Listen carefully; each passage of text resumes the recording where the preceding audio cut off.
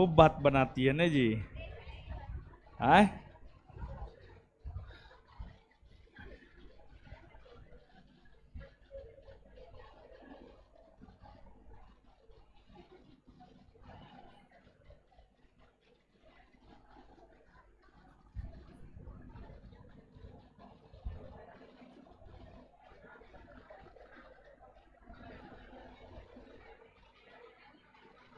Live कर दिया जी।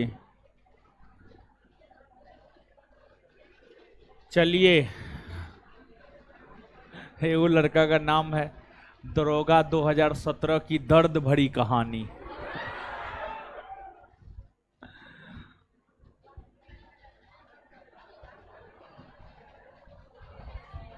दो 2017 की दर्द भरी कहानी।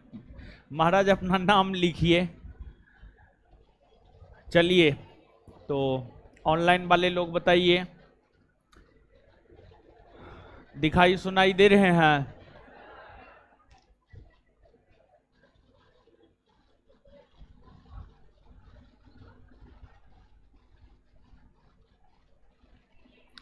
बारिश तो पटना में हो रहा है ना, जरूरी भी है।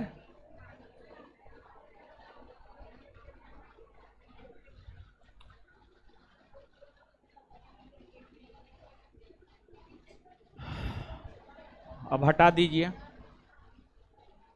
कमेंट हटा दीजिए, शांत हो जाइए। अब मछली जो बेच रहे हैं, मछली बेचना बंद कीजिए। शांत होइए, शांत होने बोल रहे हैं।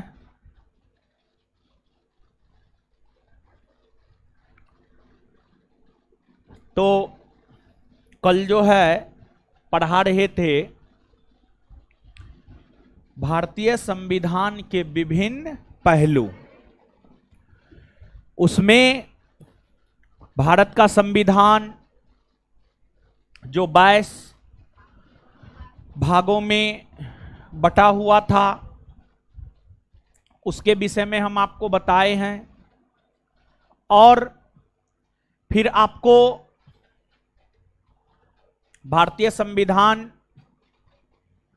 में जो टोटल 12 अनुसूची है, उसके विषय में हम आपको बताए थे।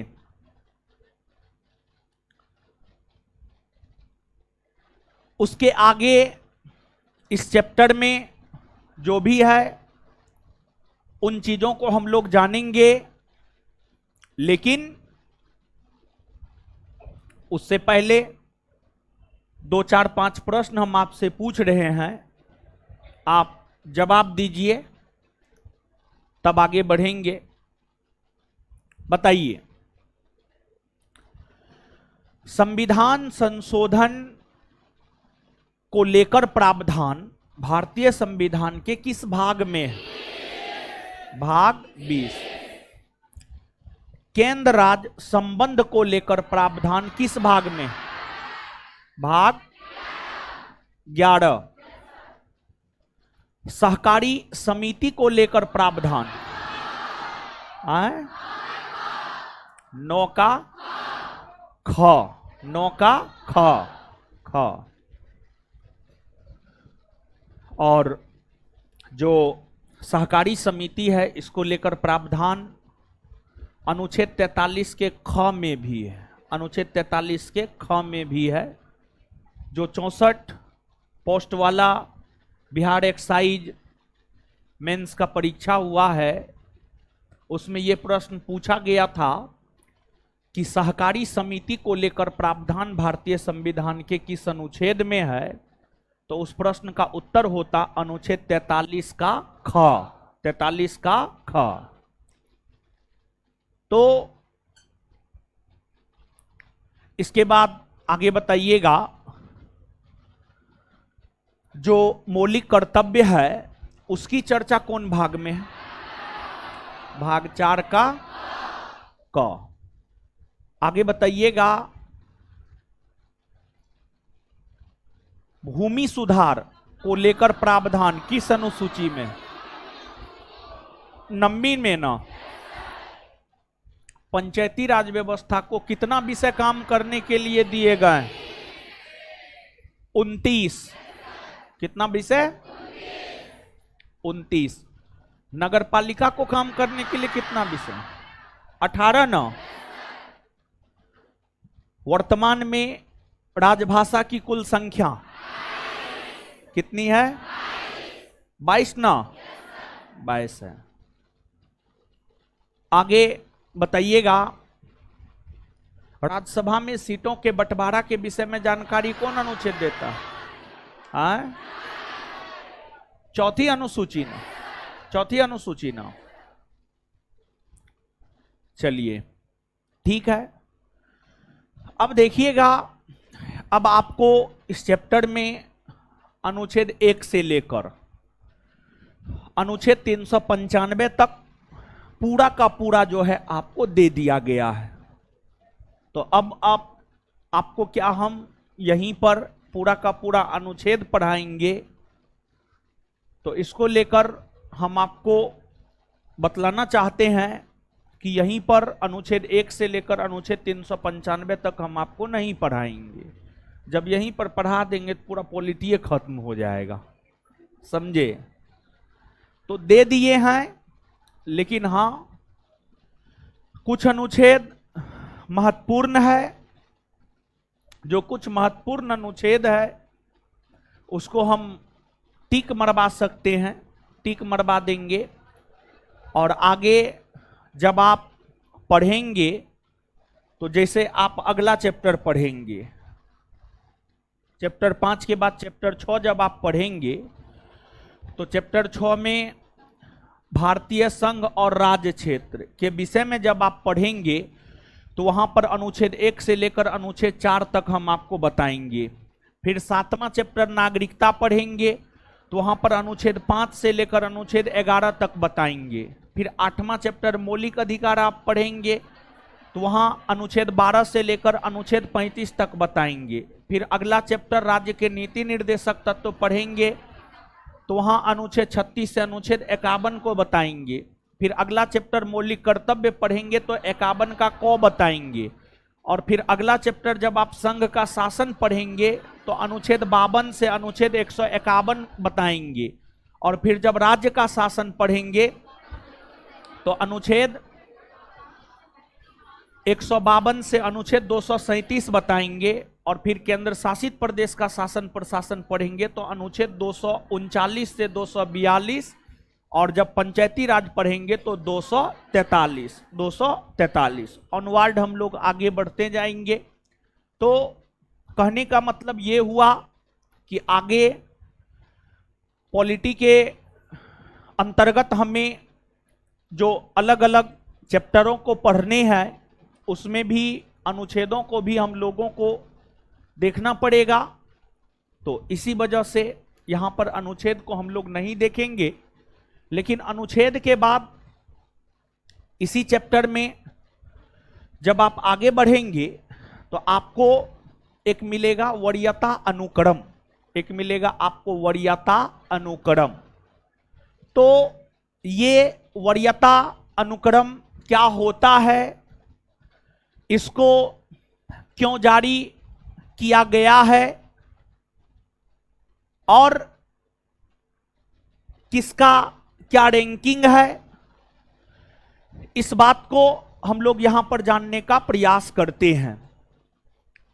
और इसके बाद इसमें कुछ है नहीं, बस 2 से 4 मिनट हमको लगेगा बताने में।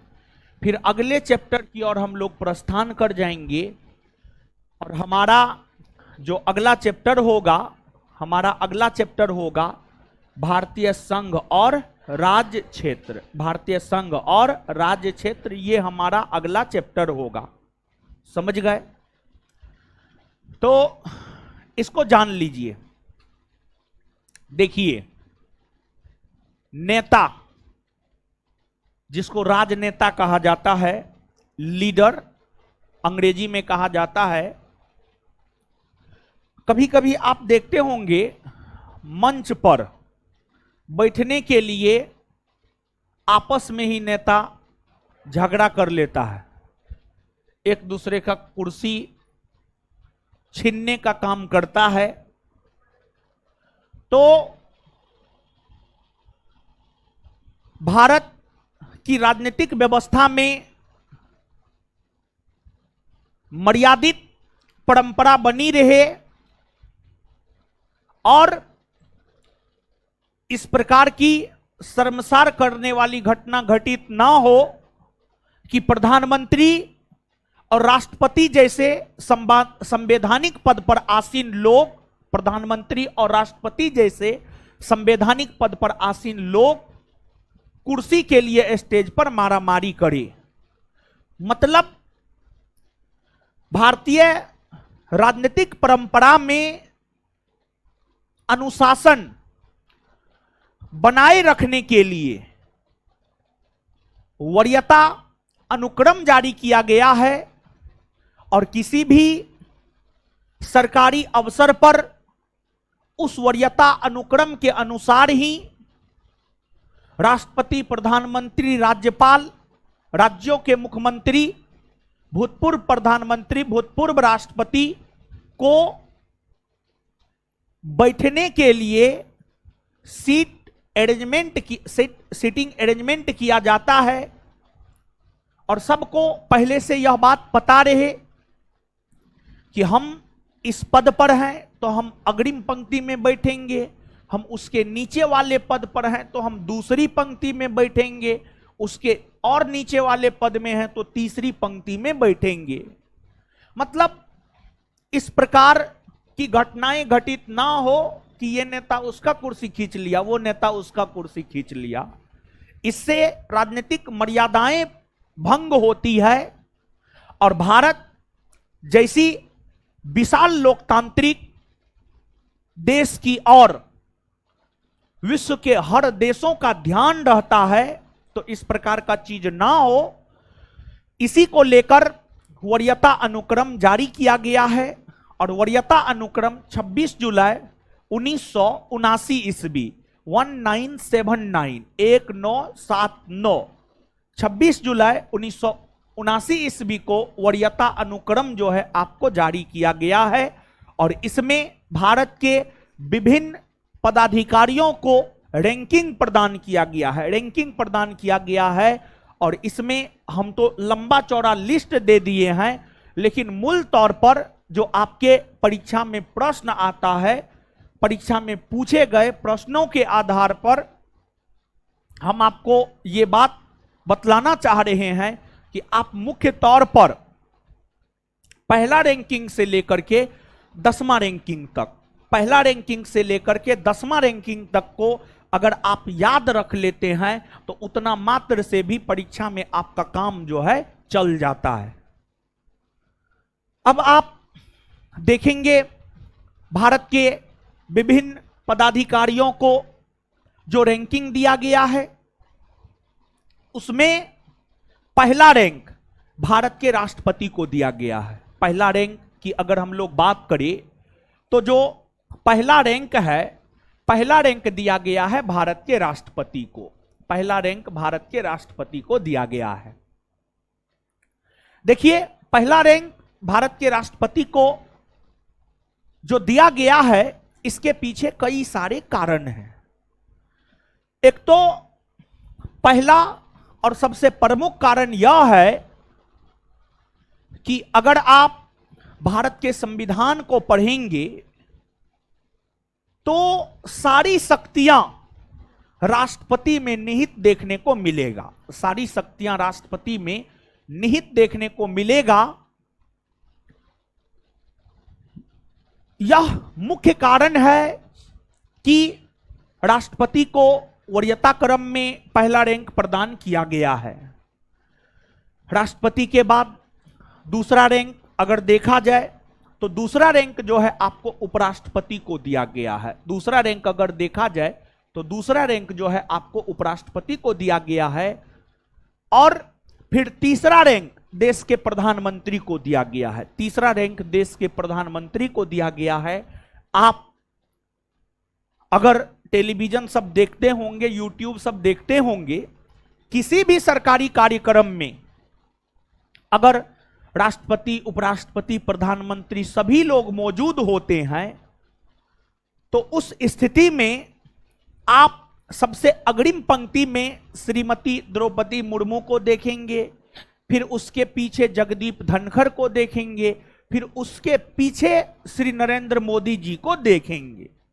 आप पिछले दिनों यह देखे होंगे कि जब भारत की संसद में सेंगोल को स्थापित किया जा रहा था तो ना जो है राष्ट्रपति को आमंत्रित किया गया और ना ही उपराष्ट्रपति को आमंत्रित किया गया।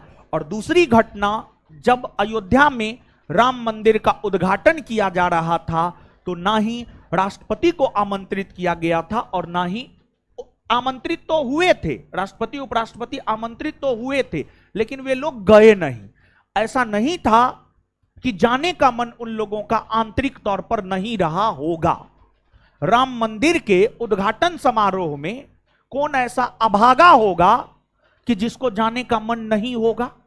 अगर वो हिंदू है, सनातन धर्म को मानता है, तो कोई ऐसा सनातनी अपने आप को अभागा ही समझेगा कि वो राम मंदिर के उद्घाटन में नहीं गया।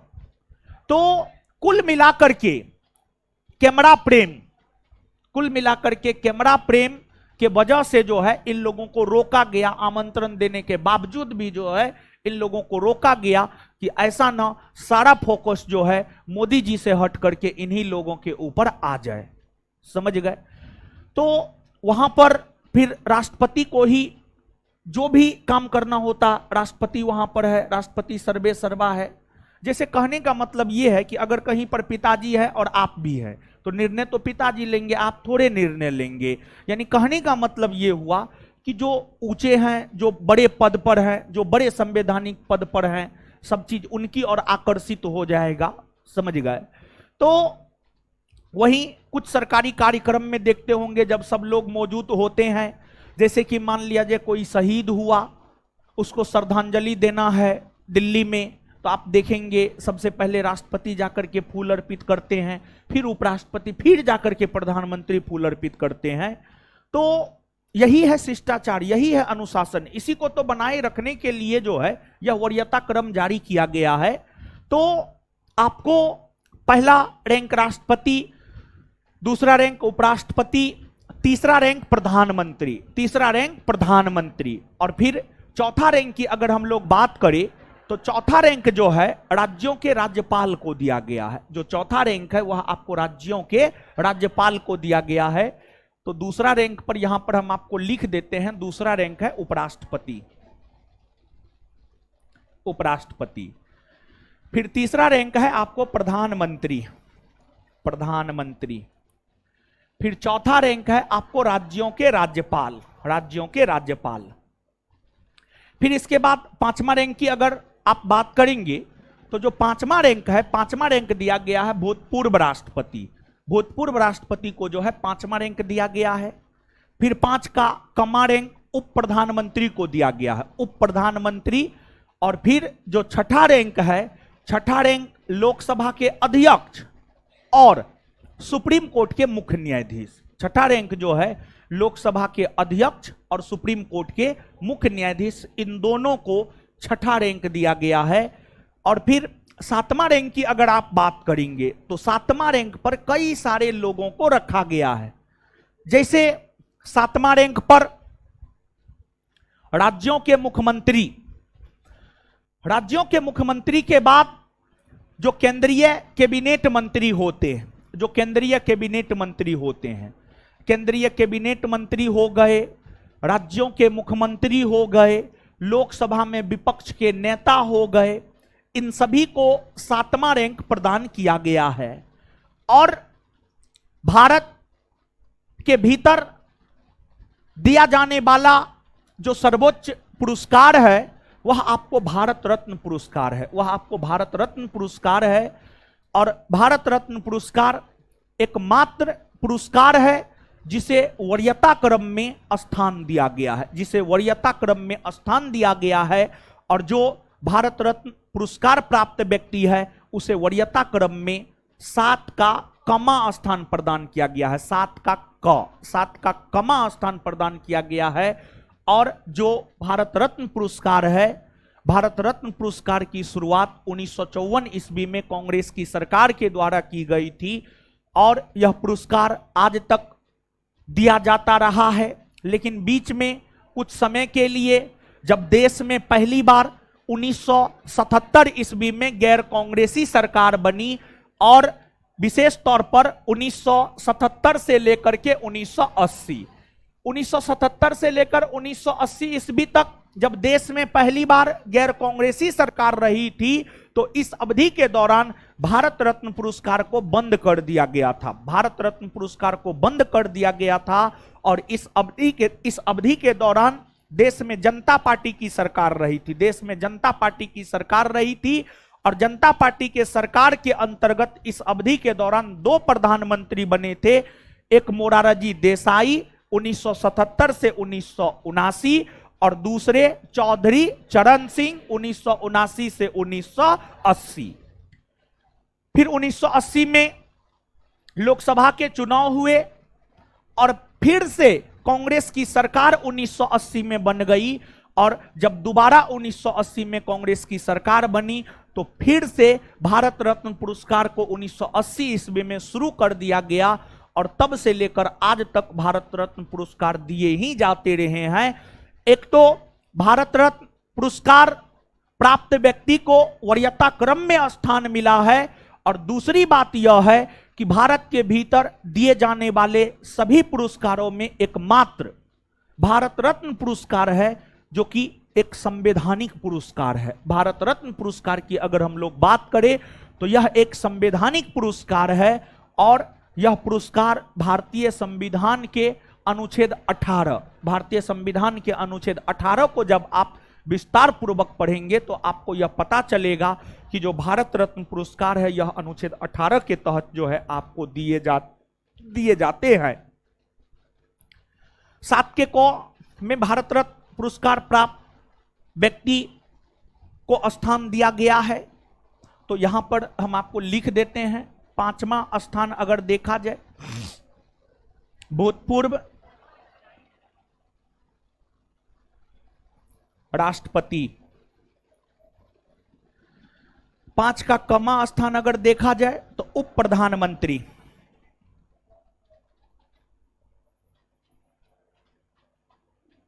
फिर 6ठा स्थान देखा जाए तो लोकसभा का अध्यक्ष और chief justice of India CJI, chief justice of India यानी भारत के सुप्रीम कोर्ट के मुख्य न्यायाधीश। इसके बाद 7वां रैंकिंग अगर आप देखेंगे तो 7वां स्थान पर है राज्यों का मुख्यमंत्री। राज्यों के मुख्यमंत्री के साथ केंद्र सरकार का कैबिनेट मंत्री, केंद्रीय कैबिनेट मंत्री, और केंद्रीय कैबिनेट मंत्री के बाद लोकसभा में विपक्ष का नेता, लोकसभा में विपक्ष का नेता, लोकसभा में विपक्ष का नेता, इन सभी को 7वां स्थान मिला है और 7 का कमा स्थान मिला है भारत रत्न प्राप्त व्यक्ति, भारत रत्न प्राप्त व्यक्ति। फिर इसके बाद अगर 8वां रैंकिंग देखा जाए तो 8वां रैंकिंग मिला है राजदूतों को, राजदूतों को 8वां रैंकिंग मिला है। देखिए भारत का प्रतिनिधित्व विश्व के अलग अलग देशों में करने के लिए, जैसे भारत का प्रतिनिधित्व अमेरिका में करने के लिए, रूस में करने के लिए, जर्मनी में करने के लिए राजदूतों की नियुक्ति की जाती है और सामान्य तौर पर राजदूत के तौर पर IAS अधिकारी को नियुक्त किया जाता है। जो टॉपर IAS IPS अधिकारी होते हैं उन्हें ही राजदूतों के तौर पर नियुक्त किया जाता है और यह नियुक्ति भारत के राष्ट्रपति के द्वारा की जाती है। तो जो राजदूत होते हैं, राजदूतों को 8वां रैंक प्राप्त होता है। फिर इसके बाद 9वां रैंक की अगर हम लोग बात करें तो जो 9वां रैंक है यह सुप्रीम कोर्ट के न्यायाधीश को प्राप्त होता है, सुप्रीम कोर्ट के न्यायाधीश। देखिए जो सुप्रीम कोर्ट होता है, सुप्रीम कोर्ट में वर्तमान में 34 न्यायाधीश है जिसमें एक मुख्य न्यायाधीश और 33 अन्य न्यायाधीश। तो सुप्रीम कोर्ट के जो मुख्य न्यायाधीश होते हैं, चीफ जस्टिस ऑफ इंडिया जो होते हैं, उन्हें 6ठा रैंक प्राप्त होता है।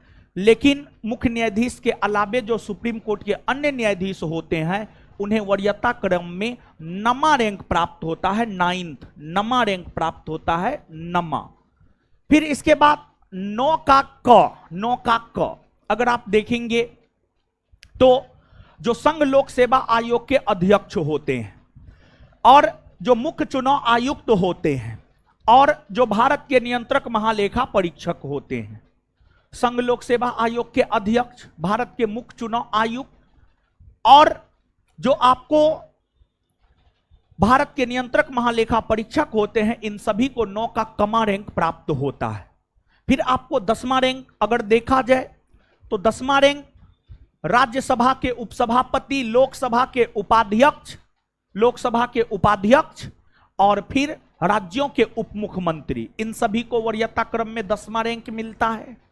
फिर आपको 11वां रैंक अगर आप देखेंगे तो भारत के महान्यायवादी हो गए। फिर मंत्रिमंडल के सचिव हो गए, इन सभी को जो है 11वां रैंक मिलता है। अगर इस 10-11 रैंक तक भी चीजों को अगर आप याद रख लेते हैं तो परीक्षा में आपका काम चल जाएगा, क्योंकि आप गौर फरमाएंगे तो जितने महत्वपूर्ण संवैधानिक पद है, सब पद आपको 11 रैंक के भीतर ही आ जाता है। चाहे मुख्य चुनाव आयुक्त हो, सुप्रीम कोर्ट का मुख्य न्यायाधीश हो, या फिर संघ लोक सेवा आयोग का अध्यक्ष हो, या फिर राज्यपाल हो, या फिर मुख्यमंत्री हो, या फिर प्रधानमंत्री हो, सभी के सभी महत्वपूर्ण पद 11 रैंक तक जो है आपको आ जाता है। आप 11वीं रैंकिंग तक भी चीजों को अगर याद रख लेते हैं तो परीक्षा में आपका काम चल जाएगा। और इतना ही आपको याद भी रखना है, क्योंकि देखिए हम चार्ट तो दे दिए हैं पूरा बड़ा, लेकिन ऐसा नहीं कि उस पूरे चार्ट को याद रखने को लेकर आप ऐसा ना कि 10 तक भी ना याद रख सके। और मुख्य तौर पर आप क्वेश्चन बैंक पलट करके देखिएगा तो कभी कताल ही 10-11 से ऊपर जाता है, और ऐसा भी नहीं है कि रैंकिंग में 10-11 से ऊपर नहीं जाता है, कभी कताल ऊपर जाता है। लेकिन मुख्य तौर पर अगर पूछा जाता है तो 1 से लेकर 10-11 तक में ही काम आपका चल जाता है, समझ गए। तो 1 से 11 रैंकिंग तक जो है चीजों को आप याद रखिएगा, बाद बाकी नहीं भी याद रखिएगा तो कोई खास दिक्कत नहीं है। तो 8वां रैंक है राजदूत। फिर 9वां रैंक की अगर हम लोग बात करें तो सुप्रीम कोर्ट के न्यायाधीश। और 9 के कमा रैंक की अगर हम लोग बात करें तो 9 के कमा रैंक पर है यूपीएससी के अध्यक्ष, संघ लोक सेवा आयोग के अध्यक्ष, यूनियन पब्लिक सर्विस कमीशन संघ लोक सेवा आयोग के अध्यक्ष, फिर ECI election commission of India मुख्य निर्वाचन आयुक्त, और फिर CAG controller and auditor general of India. फिर 10वां रैंक की अगर हम लोग बात करें तो राज्यसभा के उपसभापति, लोकसभा के उपाध्यक्ष। इसके बाद 11वां रैंक है भारत के महान्यायवादी। तो इतना जो है आपको रैंकिंग मुख्य तौर पर परीक्षा के लिहाज से याद रखना है, बाद बाकी नहीं भी याद रखेंगे तो कोई खास दिक्कत आपको नहीं होगा, समझ गए। तो अब जो है एक बार आप इस वरीयता क्रम को जो है पढ़ लीजिए 1 से लेकर 11 तक, और फिर हम आपको याद करवा देते हैं, और फिर इसके बाद जो है अगले चैप्टर की ओर अग्रसर होंगे हम लोग।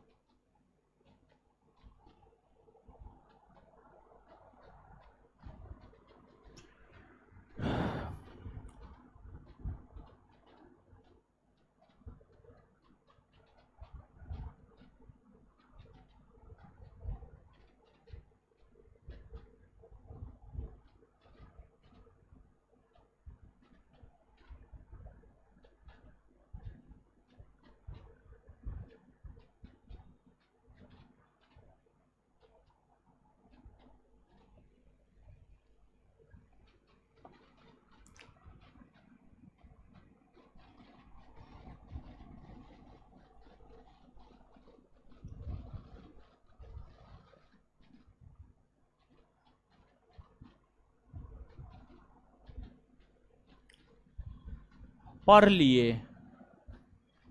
लिए हो गुरुजी लोग? आइए बोर्ड पे, आइए याद करते हैं। वरीयता अनुक्रम कब जारी हुआ है? वरीयता अनुक्रम कब जारी हुआ है? पहला रैंक किसे मिला?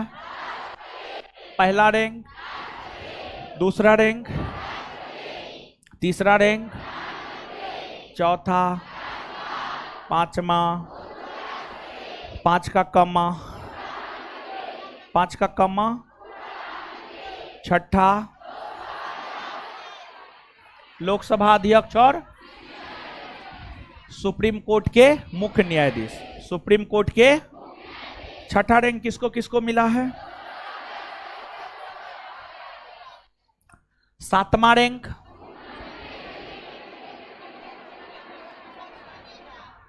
सातवां रैंक भारत रत्न प्राप्त व्यक्ति को कौन सा रैंक? भारत रत्न प्राप्त व्यक्ति। आठवां रैंक, आठवां रैंक, नौवां रैंक, नौवां रैंक, नौ का कमा रैंक,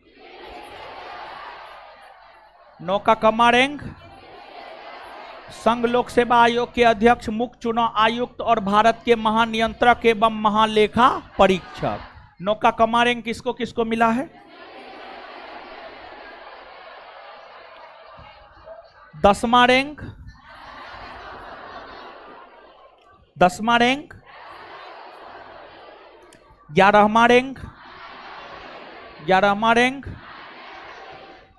भारत रत्न पुरस्कार की शुरुआत कब से हुई? 1954 से ना। और कब से कब तक भारत रत्न बंद रहा? 1977 से 1900। दोबारा भारत रत्न पुरस्कार की शुरुआत कब हुई? 1980 में ना। चलिए ठीक है। और कौन भारत रत्न पुरस्कार क्या संवैधानिक पुरस्कार है ना जी? चलिए ठीक है, अब आगे आइए। इस प्रकार इसके बाद तो इस चैप्टर में और कुछ नहीं होगा, इसके बाद क्वेश्चन आंसर होगा। तो क्वेश्चन आंसर आप लोग याद करते हैं कि नहीं हो? हाँ, करते हैं? हाँ, तो करना चाहिए आपको, समझे? नहीं करते हैं, मुंह हिला रही, नहीं करते हैं, ठीक है। करना चाहिए। हमको लगता है हमको ये क्वेश्चन आंसर का डिस्कशन करवाना ही होगा, क्योंकि जिस अनुरूप हम देखते हैं कि जो है हमारे टेलीग्राम पे, हमारे व्हाट्सएप पे क्वेश्चन आता है चैप्टर नंबर 2 का लेवल 3 का 8, 9, 10, चैप्टर नंबर 3 का लेवल 2 का 71, 72, 74 मतलब सब क्वेश्चन डाउटे में आप लोग भेज देते हैं। जानते हैं कभी काल डाउट का जवाब दे पाते हैं, कभी काल नहीं दे पाते हैं। इसके पीछे रीजन ये है, आप लोग डाउटे इतना पूछते हैं ना कि डाउट का जवाब देते देते हम पागल हो जाते हैं, फिर हम जवाब देना छोड़ देते हैं। हाँ, क्या डाउट है? जिसका डाउट है पहले खड़ा हो जाइए, हम सब डाउट क्लियर करेंगे।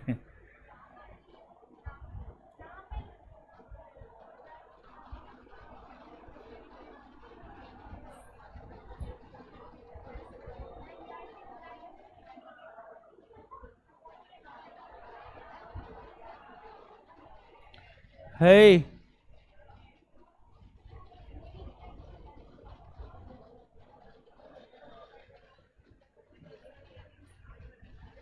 इसका डाउट तो किताबें से क्लियर होगा, किताबें मंगाना पड़ेगा, बैग में है। एम लक्ष्मीकांत का बुक लाइब्रेरी में होगा, लाइए तो 7वां एडिशन हमको लगता है होना चाहिए।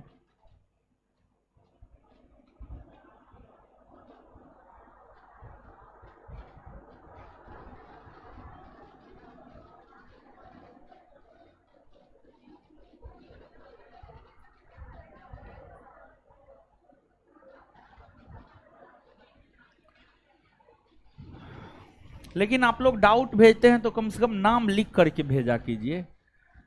अब किसी को लेटर भेजना है, उस पर पता ही नहीं दीजिएगा, अपना नाम ही नहीं दीजिएगा, तो लेटर थोड़े पहुंच पाएगा।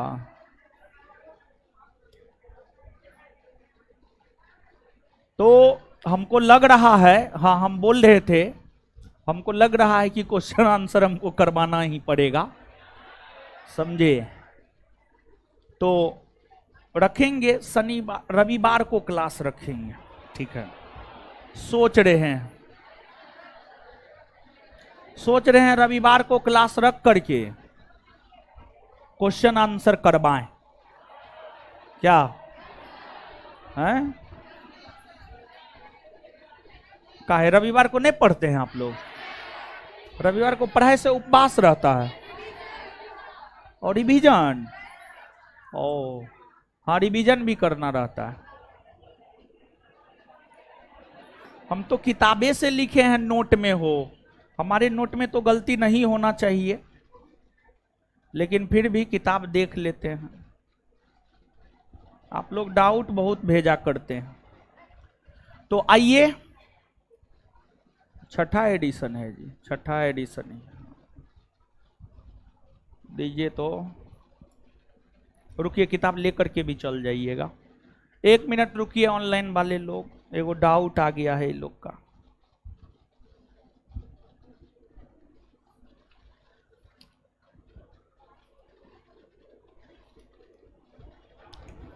आलोचना किसका? जिनका क्वेश्चन है किताब भेज देते, दीजिए पेन दीजिए। तो हमारे नोट में कभी गलती नहीं हो सकता है। जिनका डाउट है, आप नाम नहीं दिए हैं, लीजिए भेज दीजिए। आप ही को ना आया है, आप भेज दीजिए किताब, जल्दी हमको दे दीजिए जिनका डाउट है। हम नहीं देखेंगे, हम इधर मुड़ जाते हैं। देख लीजिए, आप हमको किताब लौटा दीजिए। तो इतना याद हो न गया, आए आगे बढ़े ना, अगले चैप्टर की ओर अग्रसर हो जाते हैं। क्या हो गया? आपका डाउट था, देख लिए ना, हो गया ना, संतुष्टि होने गया। और पॉलिटी में देखिए, पॉलिटी में इस किताब का जोर नहीं, इसी किताब को हम पढ़ के पढ़ाते हैं, इसी किताब को हम पढ़ के पढ़ाते हैं। हमारे नोट में इसी किताब का फैक्ट होगा, और मैगरा हिल पब्लिकेशन का है। और जानते हैं कि पब्लिकेशन का इतना रेपुटेशन है कि अगर बोर्ड कोई आंसर दिया और इस किताब से मैच नहीं कर रहा है, आप इस किताब को पढ़ के गए और इसी किताब के अनुसार आंसर आप मारे, अब बोर्ड कोई दूसरा आंसर दे दिया, तो इस किताब का इतना रेपुटेशन है कि आप सुप्रीम कोर्ट, हाई कोर्ट में जाकर के इस किताब को साक्ष्य के तौर पर पेश कर सकते हैं। इस किताब का ये रेपुटेशन है, समझे। तो हम यहीं से डाटा देते हैं, तो हमारा गलत नहीं ही होना चाहिए, दूसरे के नोट में ही गलत होगा। ठीक है, देख लिए, संतुष्टि मिल न गया? हाँ चलिए, अब मत भेजिए वो सब, अब अपने पास रखिए जिसके पास है। अब ये दूसरा चैप्टर पढ़ते हैं। तो देखिए, इसको किताब इसलिए दिखा दिया, हम अपने मन से बोलते तो उनको संतुष्टि नहीं मिलता, तो इसी वजह से हम जिस किताब से लिखे हैं वही किताब दिखा दिए, समझे। अब आगे आइए, कुछ नहीं था, क्वेश्चन था उसमें एगो। अरे वो क्वेश्चन था कि भारत के संविधान को वकीलों का स्वर्ग किसने कहा है? एडवर्ड जेनिंग्स ने कहा, यही तो था। ठीक है, चलिए अब आइए, हल्ला नहीं। तो इस प्रकार ये चैप्टर आपका खत्म हुआ, और क्वेश्चन आंसर जो है करवाएंगे हम आपको, क्वेश्चन आंसर करवाएंगे। जिस मात्रा में डाउट आ रहा है उस अनुसार हमको लगता है हमको करवाना पड़ेगा, तो करवा देंगे हम आपको क्वेश्चन आंसर। फिलहाल चैप्टर पढ़ते जा रहे हैं, चैप्टर पढ़िए, ठीक है? हैं? और टिक नहीं लगवाए हैं तो पहले पढ़िएगा तब ना टिक लगवाएंगे। पूरा संविधान में, पूरा अभी से लेकर के लास्ट क्लास पॉलिटी के अनुच्छेदे पढ़ाएंगे, और जितना महत्वपूर्ण अनुच्छेद है पढ़ा देंगे, उसमें आप अपना टिक लगा लीजिएगा, नहीं तो हम बाद में लगवा देंगे। तो इस चैप्टर को खत्म करने की घोषणा कर देते हैं, ठीक ना? अब अगला चैप्टर की ओर बढ़ते हैं। अगला चैप्टर क्या है? संघ एवं राज्य क्षेत्र।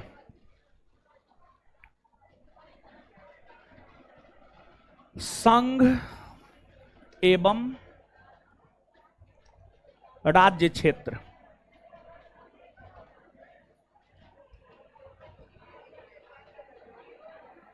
चलिए आइए, अब हल्ला नहीं, हल्ला नहीं, आइए बोर्ड पे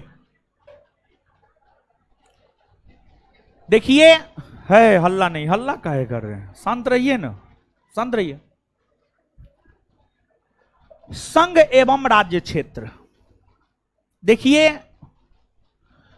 संघ एवं राज्य क्षेत्र के विषय में जानकारी हमें भारतीय संविधान का भाग 1 देता है और भाग 1 के अंतर्गत अनुच्छेद 1 से अनुच्छेद 4 देता है।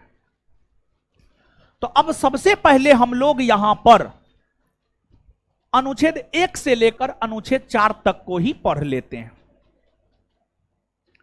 अनुच्छेद 1 से लेकर के अनुच्छेद 4, कौन अनुच्छेद क्या कहता है? देखिए अनुच्छेद 1, अनुच्छेद 1 को अगर हम लोग देखें तो यह अनुच्छेद यह कहता है कि इंडिया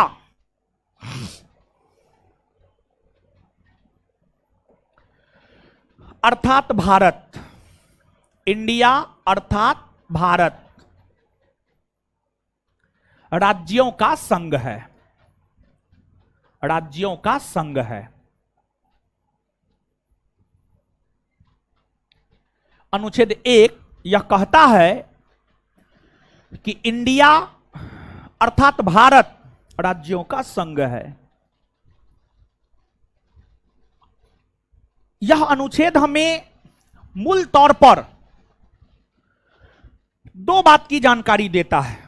यह अनुच्छेद हमें मूल तौर पर 2 बात की जानकारी देता है।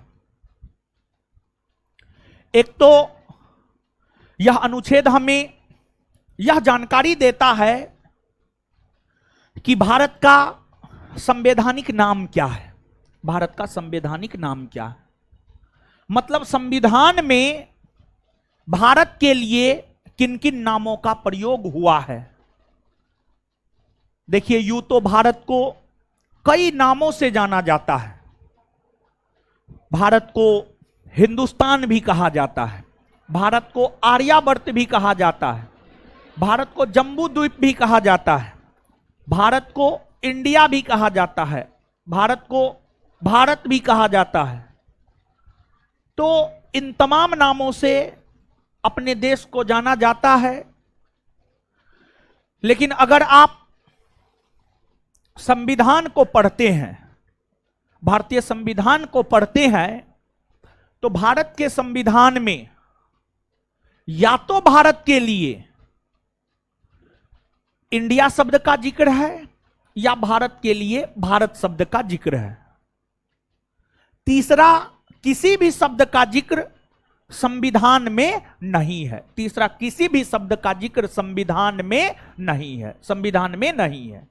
जैसे संविधान में कहीं भी हिंदुस्तान शब्द का जिक्र नहीं मिलेगा, संविधान में कहीं भी आर्यावर्त शब्द का जिक्र नहीं मिलेगा, संविधान में कहीं भी जम्बूद्वीप शब्द का जिक्र नहीं मिलेगा। तो एक पहला अनुच्छेद हमें यही जानकारी देता है कि भारत का संवैधानिक नाम क्या है, भारत का संवैधानिक नाम क्या है। और अनुच्छेद 1 दूसरी जानकारी हमें यह देता है कि यह राज्यों का संघ है, यह राज्यों का संघ है। मतलब कई राज्यों को मिलाकर, कई राज्यों को मिलाकर, यानी बिहार, पश्चिम बंगाल, उत्तर प्रदेश इत्यादि जैसे राज्यों को मिलाकर भारतीय संघ का निर्माण हुआ है, भारतीय संघ का निर्माण हुआ है। और जैसे एक बात आप थोड़ा सोचिए कि जैसे नाक, मुंह, कान, हाथ, पैर इत्यादि को मिलाकर मानव शरीर का निर्माण हुआ है, मानव शरीर का निर्माण हुआ है। और अगर कोई भी अंग मानव शरीर से अलग हो जाता है तो फिर उसे विकलांग की श्रेणी में हम लोग रख देते हैं, विकलांग मानव की श्रेणी में रख देते हैं। तो एक स्वस्थ मानव हम कब कहेंगे? जब वो मेंटली और फिजिकली दोनों रूप में स्वस्थ हो, तभी हम उसे स्वस्थ कह सकते हैं, अदरवाइज नहीं। समझिएगा, हम लोग जो है सिर्फ हेल्थ को देखते हैं, समझिएगा, सिर्फ हेल्थ नहीं, मेंटली भी जो है आपको सही रहना पड़ेगा, तभी आप हेल्दी लोगों की श्रेणी में आएंगे। तो कहने का मतलब हम आपको यह समझाने का प्रयास कर रहे हैं कि भारत कई राज्यों का संघ है, भारत कई राज्यों का संघ है। तो कोई भी राज्य भारतीय संघ से अलग नहीं हो सकता है, कोई भी राज्य भारतीय संघ से अलग नहीं हो सकता है, अलग नहीं हो सकता है।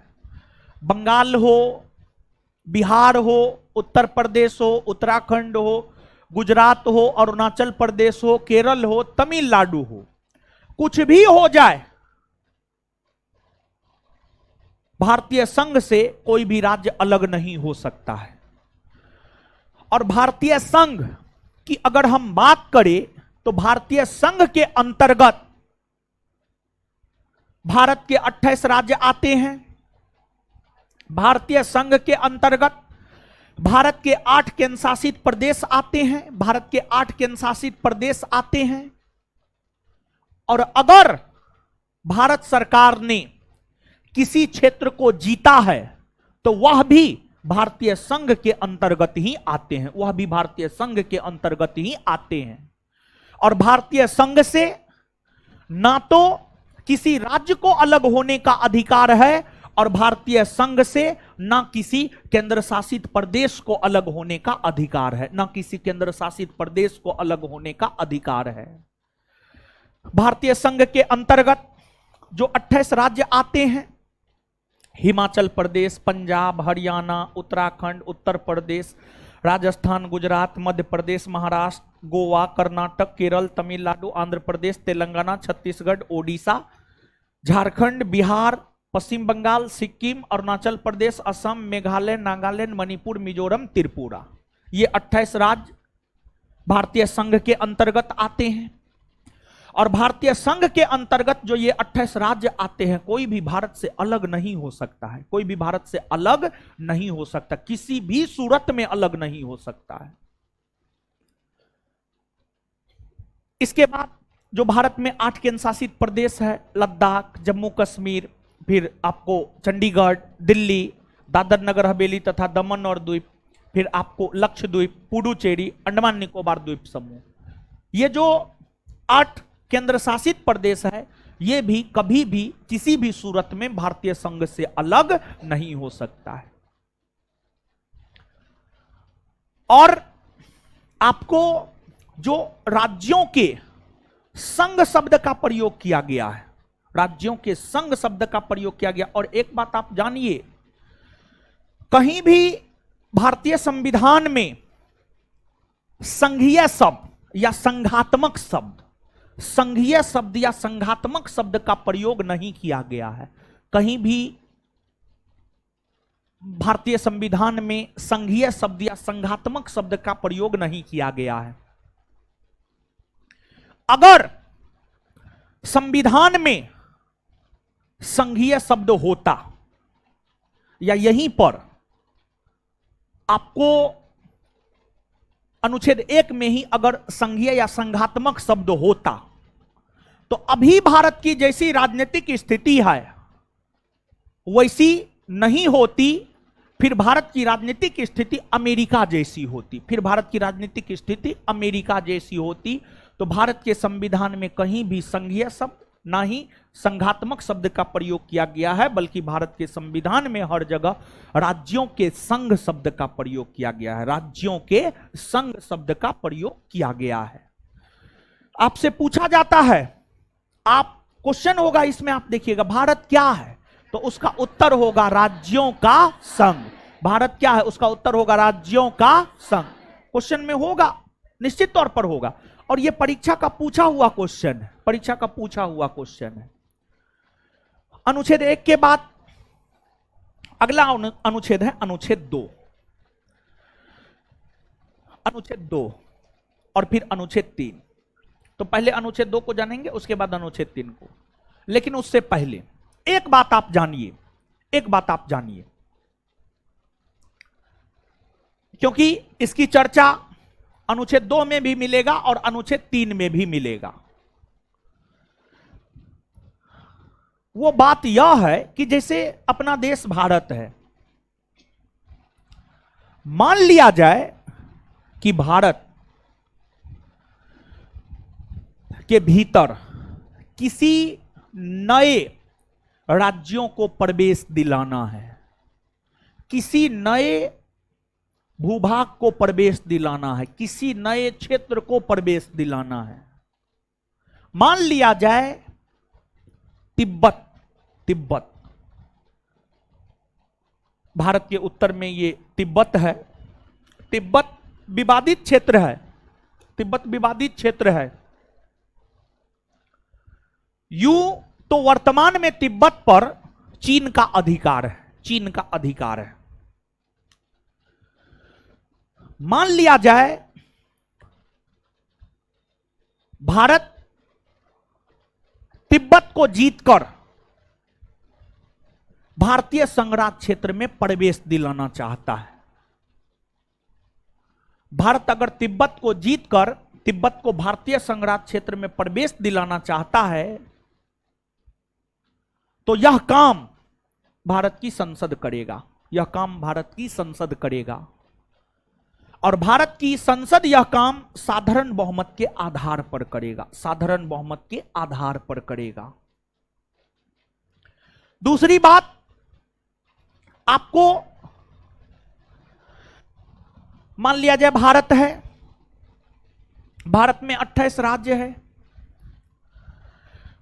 उत्तर प्रदेश एक बड़ा राज्य है, उत्तर प्रदेश एक बड़ा राज्य है, क्षेत्रफल में भी जनसंख्या में भी। अभी हाल फिलहाल में जब 18वीं लोकसभा चुनाव का परिणाम आया और इस परिणाम में बीजेपी को जब कम सीट मिला, तो अंदर खाने यह चर्चा चलने लगी, और यह चर्चा अभी चल भी रहा है कि उत्तर प्रदेश का विभाजन कर दिया जाए, उत्तर प्रदेश का विभाजन कर दिया जाए, उत्तर प्रदेश का विभाजन कर दिया जाए। उत्तर प्रदेश को 2 या 3 राज्यों में विखंडित कर दिया जाए, 2 या 3 राज्यों में विखंडित कर दिया जाए। यह चर्चाएं चली है। तो अब अगर मान लिया जाए कि उत्तर प्रदेश विखंडित होता है 2 भागों में, तो एक नया राज्य बनेगा, हां या ना? बनेगा। तो एक नया राज्य बनेगा, तो भारत के भीतर अगर किसी राज्य का विभाजन कर नए राज्य का निर्माण किया जाता है, तो नए राज्य का निर्माण करने में भी अहम भूमिका होती है भारत की संसद की। और भारत की संसद साधारण बहुमत के आधार पर ही नए राज्यों का निर्माण करने का काम करती है। अब तीसरी बात, मान लिया जाए कि भारत का कोई क्षेत्र किसी दूसरे देश को देना है, भारत का किसी क्षेत्र किसी दूसरे देश को देना है। जैसे भारत ने बेरुवारी का क्षेत्र पाकिस्तान को दिया। जैसे भारत ने 2015 ईस्वी में बांग्लादेश के साथ भूमि समझौता करते हुए भारत के कुछ भूभाग बांग्लादेश को दिया, तो अगर भारत के किसी भूभाग को दूसरे देश को देना है तो यह काम भी करता है भारत की संसद ही, भारत की संसद ही। लेकिन यह काम भारत की संसद साधारण बहुमत नहीं बल्कि विशेष बहुमत से करता है, और संविधान संशोधन के तहत भारत किसी क्षेत्र को, भारत अपने किसी क्षेत्र को दूसरे देश को सौंप सकता है, जैसा कि पहले के दिनों में भारत ने किया भी है। जैसे भारत ने बेरुवारी का क्षेत्र पाकिस्तान को दिया है, भारत और बांग्लादेश के बीच भूमि समझौता हुए हैं। तो कुल मिलाकर के एक बार फिर से इस बात को हम बता रहे हैं, देखिए, अगर किसी नए क्षेत्र को, किसी नए राज्य को भारत में प्रवेश दिलाना है, तो किसी नए क्षेत्र को या किसी नए राज्य को भारत में प्रवेश दिलाना है तो वह काम करेगा भारत की संसद और साधारण बहुमत के आधार पर। दूसरी बात, भारत के भीतर किसी राज्य को विभाजित कर नए राज्य का गठन करना है, यह काम भी भारत की संसद ही करेगा, और यह काम भी भारत की संसद साधारण बहुमत के आधार पर ही करता है। तीसरी बात, अगर भारत के किसी क्षेत्र को दूसरे देश को सौंपना है तो यह काम भी करता है भारत की संसद ही, लेकिन यह संविधान संशोधन के जरिए करता है, संविधान संशोधन के जरिए करता है। यानी कुल मिलाकर भारतीय संघराज्य क्षेत्र में, कुल मिलाकर भारतीय संघराज्य क्षेत्र में अगर देखा जाए तो भारतीय संघराज्य क्षेत्र में किसी भी प्रकार का परिवर्तन करने का अधिकार भारत की संसद को होता है। किसी भी प्रकार का परिवर्तन करने का अधिकार भारत की संसद को होता है। ये बात हम आपको बतलाना चाह रहे थे, क्योंकि इस चैप्टर में अगर आप क्वेश्चन पर जाएंगे तो आपको इस प्रकार के प्रश्न देखने को मिल जाएंगे कि भारत में राज्यों को लेकर किसी भी प्रकार का परिवर्तन करने का अधिकार किसे है, तो भारत की संसद को है। कुछ गया है दिमाग में? अब आइए, अब समझते हैं आगे। सबसे पहली बात हम लोग यह समझते हैं कि अनुच्छेद 2 कहता क्या है। देखिए, अनुच्छेद 2 में मूल तौर पर क्या है समझिएगा। अनुच्छेद 2 यह कहता है कि भारत में नए राज्यों का प्रवेश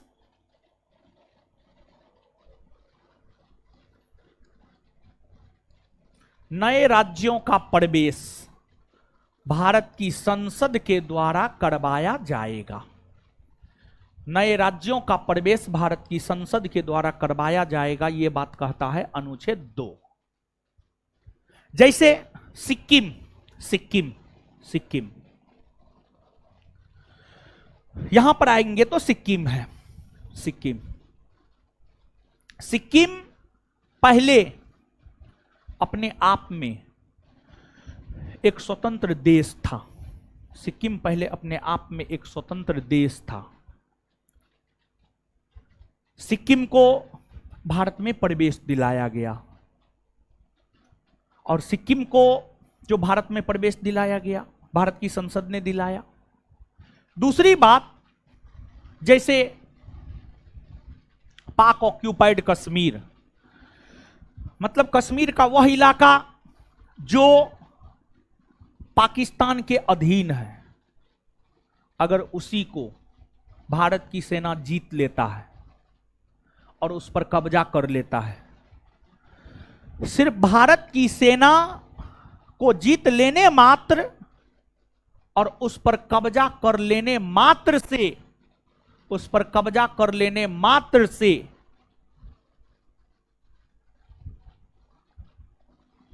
पाक ऑक्यूपाइड कश्मीर वाले इलाके पर भारत का अधिकार नहीं हो जाएगा, बल्कि भारत की संसद को उसको लेकर साधारण बहुमत से एक प्रस्ताव पारित करना होगा, साधारण बहुमत से एक प्रस्ताव पारित करना होगा। और भारत की संसद साधारण बहुमत से अगर प्रस्ताव पारित कर देती है, तत्पश्चात पाक ऑक्यूपाइड कश्मीर वाला इलाका जो है आपको भारत का अंग बन जाएगा। जैसे आपको अगर आप सिक्किम की बात करेंगे तो सिक्किम को तो शामिल कर लिया गया। कुल मिलाकर के हम आपको अनुच्छेद 2 के जरिए यह बात बतलाना चाह रहे हैं कि भारत के भीतर किसी भी क्षेत्र को प्रवेश जो दिलाया जाता है वह संसद दिलाता है और साधारण बहुमत के आधार पर। इसके बाद आगे है अनुच्छेद 3। अनुच्छेद 3 की अगर हम लोग बात करें तो अनुच्छेद 3 यह कहता है कि नए राज्यों का गठन, नए राज्यों का गठन, नए राज्यों का गठन, नाम में परिवर्तन, नाम में परिवर्तन, सीमा में परिवर्तन, सीमा में परिवर्तन, ये सब काम अनुच्छेद 3 के तहत करता है भारत की संसद, भारत की संसद। मतलब कहने का यह है कि जैसे मान लिया जाए बिहार का विभाजन कर झारखंड नामक नए राज्य का गठन हुआ, तो झारखंड का जो गठन हुआ है वो अनुच्छेद 3 के तहत हुआ है। दूसरा, उड़ीसा का नाम बदलकर जो ओडिशा हुआ है वह भी अनुच्छेद 3 के तहत हुआ है। तीसरा, आपको आप याद कीजिए जम्मू कश्मीर एक राज्य हुआ करता था, जम्मू कश्मीर एक राज्य हुआ करता था, लेकिन वर्तमान में जम्मू कश्मीर राज्य नहीं है। 2019 में जब केंद्र में दूसरी बार पूर्ण बहुमत से मोदी जी की सरकार बनी, तो केंद्र की मोदी सरकार ने 2019 में जम्मू कश्मीर से अनुच्छेद 370 समाप्त करने हेतु और जम्मू कश्मीर को पुनर्गठित करने हेतु अगस्त 2019 ईस्वी में केंद्र की मोदी सरकार ने जम्मू कश्मीर पुनर्गठन विधेयक 2019 लाया। और यह विधेयक केंद्र की मोदी सरकार अनुच्छेद 3 के तहत ही लाए थे, और फिर अनुच्छेद 3 के तहत ही जम्मू कश्मीर राज्य से राज्य का दर्जा छीन लिया गया और उसे 2 केंद्र शासित प्रदेश में बांट दिया गया और दोनों के सीमा में, दोनों का सीमा निर्धारित कर दिया गया। 2 केंद्र शासित प्रदेश जम्मू कश्मीर और लद्दाख में बांटा गया। जम्मू कश्मीर का एक सीमा और लद्दाख का दूसरा सीमा जो है आपको निर्धारित किया गया। जब जम्मू कश्मीर को पुनर्गठित कर जम्मू कश्मीर से अलग एक केंद्र शासित प्रदेश लद्दाख बनाए गए, तो जम्मू कश्मीर के सीमा निर्धारित कर दिए गए, जम्मू कश्मीर का क्षेत्रफल कम हो गया। तो ये जो काम हुआ है, ये काम आपको अनुच्छेद 3 के तहत ही हुए हैं। सीधे तौर पर आप इस बात को याद रखिएगा, भारत के भीतर भारत का क्षेत्रफल जो 32,87,263 वर्ग किलोमीटर है, इसके भीतर भारत में किसी भी प्रकार के परिवर्तन जो होते हैं, एक राज्य को विभाजित कर दूसरा नया राज्य बना दिया जाता है, किसी राज्य से राज्य का दर्जा छीन लिया जाता है, किसी राज्य के नाम में परिवर्तन कर दिया जाता है, ये सब काम होता है अनुच्छेद 3 के तहत। और अनुच्छेद 3 के तहत ये सब काम करता है भारत की संसद, भारत की संसद। और आपको आगे एक चीज और जानिए कि आप जानते होंगे कि पहले 26 जनवरी 2020 से पहले, 26 जनवरी 2020 से पहले दादर नगर हवेली अलग केंद्र शासित प्रदेश था और दमन और द्वीप अलग केंद्र शासित प्रदेश था। लेकिन इन दोनों केंद्र शासित प्रदेश को मर्ज कर दिया गया, दोनों को एक कर दिया गया है। तो दोनों को जो एक किया गया है, यह भी अनुच्छेद 3 के तहत ही हुए हैं, यह भी अनुच्छेद 3 के तहत ही हुए हैं। अब देखिएगा, यहां पर एक बात जानना आपके लिए जरूरी है कि भारत के भीतर किसी भी नए राज्य का निर्माण कैसे हो जाता है। भारत के भीतर किसी भी नए राज्य का निर्माण कैसे हो जाता है, मतलब बिहार का विभाजन कर झारखंड का गठन कैसे हो गया, उत्तर प्रदेश का विभाजन कर उत्तराखंड का गठन कैसे हो गया, मध्य प्रदेश का विभाजन कर छत्तीसगढ़ का गठन कैसे हो गया, या जम्मू कश्मीर राज्य को पुनर्गठित कर जम्मू कश्मीर राज्य से राज्य का दर्जा कैसे छीन लिया गया। इस पूरी प्रक्रिया को आप थोड़ा सा समझने का प्रयास कीजिए। देखिए,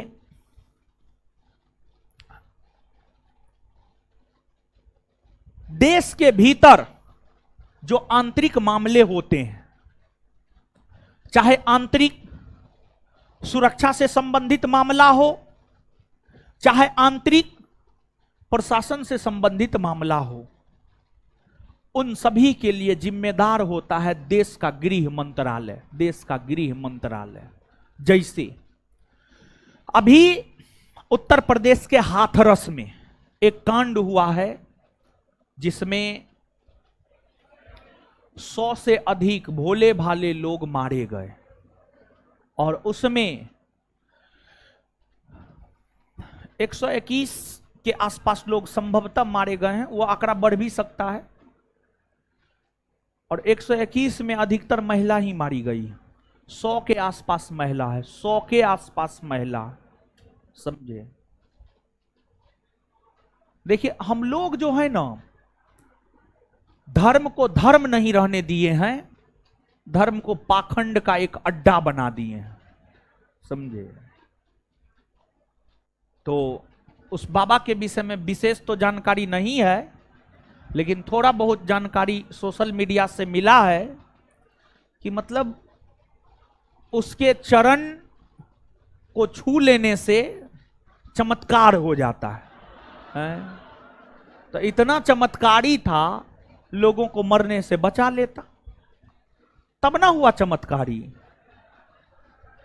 और देखिए, वो बाबा का जो स्लोगन है, मानव सेवा ही धर्म है, यही स्लोगन है वो बाबा का। देखिए, स्लोगन तो बहुत बढ़िया है, समझे, लेकिन पता नहीं जो भी है सही नहीं हुआ है। देखिए, एक अवस्था आने पर मृत्यु होता है तो ठीक है, जाएगा तो हर कोई, लेकिन समय से, समझे। तो समय से पहले जाने के बाद जो है घर का सब चीज खत्म हो जाता है, एक प्रकार से कहिए तो। एक परिवार बिना पिता का भी अधूरा है और बिना मां का भी अधूरा है, समझे। तो ठीक है, जो है सो है, लेकिन इस प्रकार का चीज नहीं होना चाहिए। अब हो गया है, होने दीजिए। अब आगे आइए, आप समझिए। जैसे हाथरस में जो कांड हुआ है, उसके लिए विपक्ष जिम्मेवार किसको ठहराएगा? गृह मंत्रालय को। योगी जी को तो ठहराएगा ही ठहराएगा, योगी जी के राज में हुआ है तो निश्चित तौर पर ठहराएगा, लेकिन गृह मंत्रालय भी जिम्मेवार है। देश के आंतरिक सुरक्षा से संबंधित मामले गृह मंत्रालय के अधीन ही आते हैं। और यही वजह है, अगर देश के भीतर राज्यों को लेकर कोई भी परिवर्तन करने हैं, अर्थात एक राज्य को विभाजित कर दूसरा कोई नया राज्य बनाना है, एक राज्य को विभाजित कर दूसरा कोई नया राज्य बनाना है, जैसे उत्तर प्रदेश का विभाजन कर ही एक नया राज्य बनाना है, तो सबसे पहले नया राज्य बनाने को लेकर विधेयक तैयार किया जाएगा। विधेयक तैयार किया जाएगा और नया राज्य बनाने को लेकर विधेयक तैयार करेगा भारत सरकार का गृह मंत्रालय। भारत सरकार का गृह मंत्रालय। तो किसी भी नए राज्य के निर्माण को लेकर सबसे पहले तैयार होता है विधेयक। सबसे पहले क्या तैयार होता है? विधेयक। सबसे पहले विधेयक तैयार होता है और राज्यों के निर्माण को लेकर विधेयक तैयार करता है भारत सरकार का गृह मंत्रालय। और यह विधेयक तैयार होने के बाद सीधे संसद के सदनों में नहीं जाता है, मतलब लोकसभा राज्यसभा में नहीं जाता है, बल्कि यह विधेयक राष्ट्रपति के पास जाता है। यह विधेयक राष्ट्रपति के पास जाता है, राष्ट्रपति के पास। राष्ट्रपति के पास जाता है। राष्ट्रपति उस विधेयक को जब पढ़ते हैं तो उन्हें पता चलता है कि आखिरकार किस राज्य का विभाजन होना है और कौन नया राज्य बनना है। जब राष्ट्रपति को पता चल जाता है कि उत्तर प्रदेश का विभाजन होना है और एक नया राज्य बनना है, तो राष्ट्रपति इस विधेयक को वर्तमान के उत्तर प्रदेश के विधानसभा के पास भेजेगा। वर्तमान के उत्तर प्रदेश के विधानसभा के पास भेजेगा। और इसका मतलब यह हुआ, राष्ट्रपति के पास जो विधेयक आया है, राष्ट्रपति उस विधेयक को उस राज्य के विधान सभा को भेजेगा जिस राज्य का विभाजन होकर के नए राज्य का निर्माण होना है। और राज्य के विधानसभा को उस विधेयक पर विचार विमर्श करने के लिए 30 दिन का समय दिया जाता है। 30 दिन का समय दिया जाता है सामान्य तौर पर 30 दिन का समय दिया जाता है। 30 दिन के भीतर अगर राज्य की विधानसभा स्वीकार कर लिया, ठीक है, नहीं स्वीकार किया तब पर भी ठीक है, नहीं स्वीकार किया तब पर भी ठीक है, तब पर भी ठीक है। फिर से यह विधेयक राष्ट्रपति के पास आता है और जब राष्ट्रपति के पास आता है तो राष्ट्रपति उस पर अपनी मंजूरी देता है। राष्ट्रपति उस पर अपनी मंजूरी देता है और जब राष्ट्रपति उस विधेयक पर अपनी मंजूरी दे देते हैं तो राष्ट्रपति के मंजूरी देने के बाद, राष्ट्रपति के मंजूरी देने के बाद उस विधेयक को संसद के सदनों में रखा जाता है। संसद के सदनों में रखा जाता है, अर्थात लोकसभा या राज्यसभा में रखा जाता है। लोकसभा या राज्यसभा में रखा जाता है। और यहां पर यह जरूरी नहीं है कि यह विधेयक पहले लोकसभा में ही रखा जाएगा और यह भी जरूरी नहीं है कि यह विधेयक पहले राज्यसभा में ही रखा जाएगा। यह कोई जरूरी नहीं है। यह विधेयक लोकसभा या राज्यसभा दोनों सदनों में से किसी भी सदन में रखा जा सकता है। दोनों सदनों में से किसी भी सदन में पहले रखा जा सकता है। पहले राज्यसभा में भी रखा जा सकता है या पहले लोकसभा में भी रखा जा सकता है। जिस भी सदन में यह विधेयक रखा जाएगा सबसे पहले विधेयक को वह सदन पारित करेगा और नए राज्य के निर्माण संबंधी विधेयक को संसद के सदनों के द्वारा साधारण बहुमत से पारित किया जाता है। मतलब जो है आपको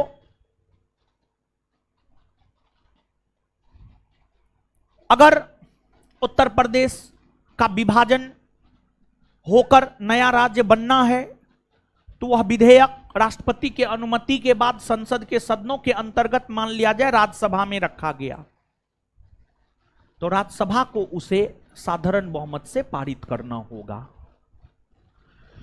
और जब राज्यसभा उस विधेयक को साधारण बहुमत से पारित कर देगा तत्पश्चात वह विधेयक जाएगा लोकसभा के पास।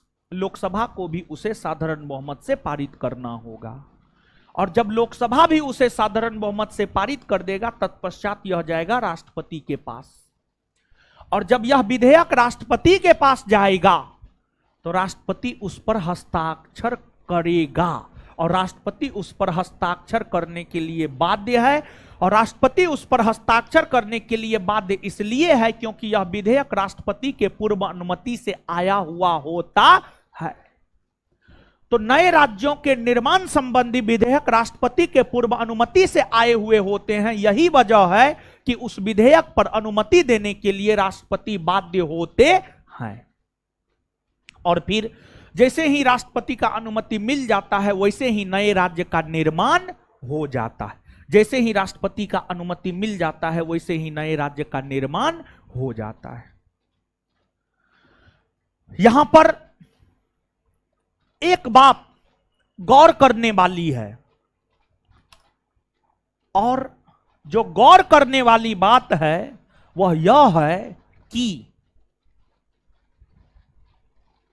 किसी राज्य का विभाजित होकर नए राज्य के बनने में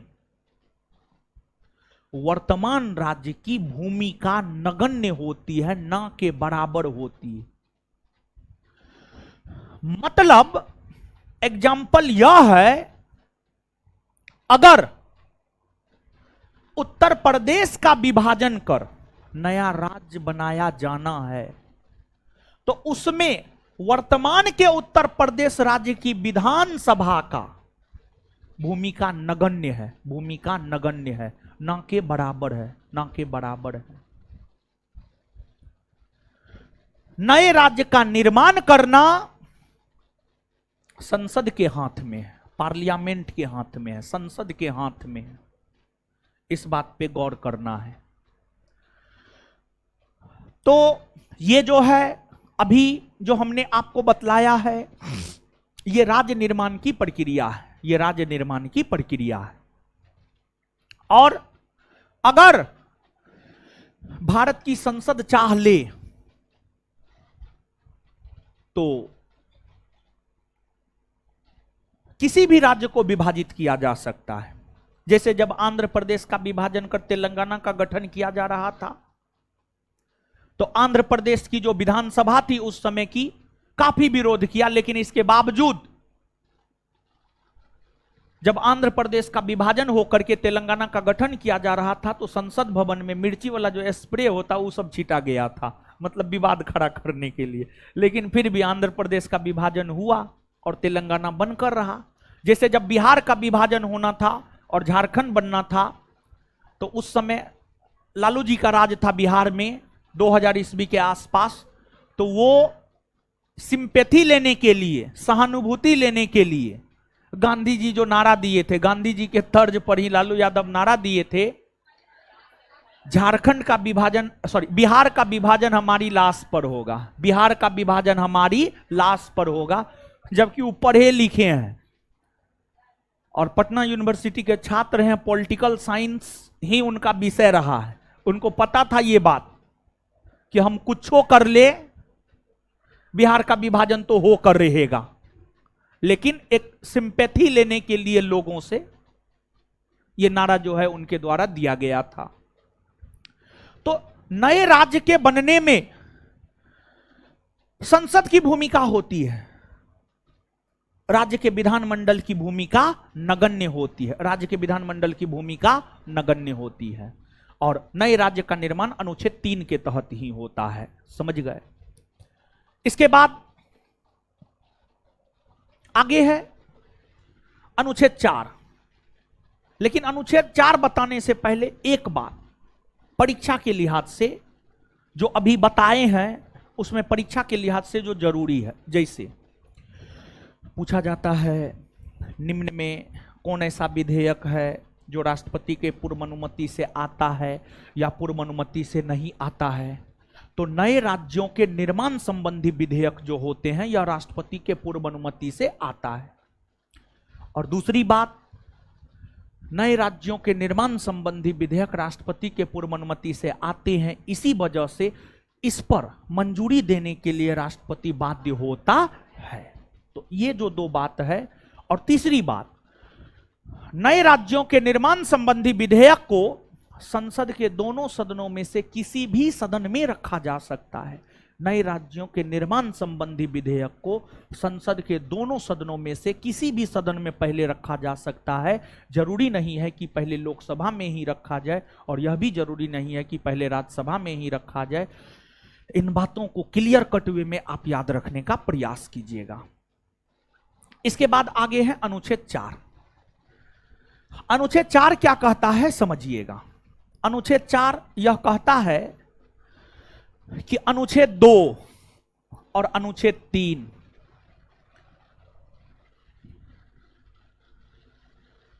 अनुच्छेद 4 क्या कहता है समझिएगा आप। अनुच्छेद 4 यह कहता है कि अनुच्छेद 2 और अनुच्छेद 3 के तहत जो परिवर्तन हुए हैं वह संविधान संशोधन नहीं माना जाएगा। क्यों नहीं माना जाएगा? तो इसलिए नहीं माना जाएगा क्योंकि अनुच्छेद 2 और अनुच्छेद 3 के तहत जो परिवर्तन होते हैं वह साधारण बहुमत के आधार पर होता है। अनुच्छेद 2 और अनुच्छेद 3 के तहत जो परिवर्तन होते हैं वह साधारण बहुमत के आधार पर होता है। यही वजह है कि अनुच्छेद 2 और 3 के तहत हुए परिवर्तन को संविधान संशोधन नहीं माना जाता है। यही बात कहता है अनुच्छेद 4। यही बात कहता है अनुच्छेद 4। समझे? चलिए आइए, तो अब यहां तक चीजों को सबसे पहले हम लोग याद कर लेते हैं, फिर आगे बढ़ेंगे। क्या विचार? ठीक है ना विचार?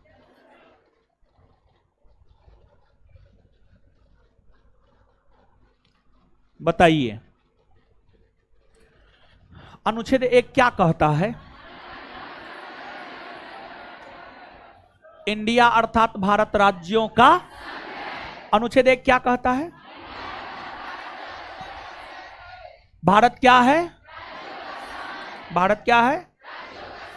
अच्छा, क्या भारतीय संघ से किसी भी राज्य को अलग होने का अधिकार है? नहीं ना है। और भारतीय संघ के अंतर्गत 2800 राज्य आता है, 8 केंद्र शासित प्रदेश आता है। आता है ना ये सब? ठीक है, ये सब आता है। इसके बाद आगे बतलाइएगा कि नए राज्यों को भारत में प्रवेश कौन दिलाता है? भारत की। अच्छा, नए राज्यों को भारत में प्रवेश भारत की संसद कौन अनुच्छेद के तहत दिला? कौन अनुच्छेद के तहत? तो नए राज्यों को भारत में प्रवेश कौन दिलाता है? भारत की संसद। कौन अनुच्छेद के तहत? अच्छा, किसी राज्य को विभाजित कर नए राज्य का निर्माण कौन अनुच्छेद के तहत है? कौन करता है? कौन करता है? किसी राज्य के नाम में परिवर्तन कौन अनुच्छेद के तहत? सीमा में परिवर्तन कौन करता है? ये सब काम भारत की। इसके बाद आगे बताइएगा कि कौन अनुच्छेद यह कहता है कि अनुच्छेद 2 और 3 के तहत होने वाले परिवर्तन संविधान संशोधन नहीं माने जाएंगे? अनुच्छेद। अच्छा, एक बात बताइए कि जैसे जम्मू कश्मीर राज्य को पुनर्गठित कर उसे 2 केंद्र शासित प्रदेश में किस अनुच्छेद के तहत बांट दिया? कौन अनुच्छेद? 3। इसके बाद जैसे दादर नगर हवेली और दमन और द्वीप दोनों को मर्ज कर दिया गया है, कौन अनुच्छेद के तहत? अनुच्छेद 3। अच्छा एक बात बताइएगा, नए राज्य के निर्माण संबंधी विधेयक क्या राष्ट्रपति के पूर्व अनुमति से लाया जाता है? हाँ या ना? लाया जाता है ना? तो नए राज्य के निर्माण संबंधी विधेयक राष्ट्रपति के पूर्व अनुमति से लाया जाता है।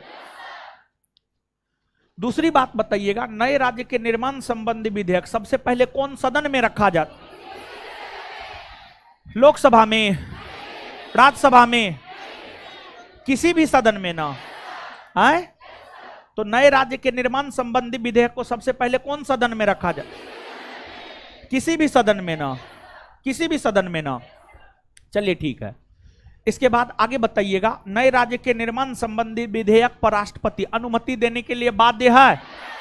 बाध्य है ना? क्यों बाध्य है?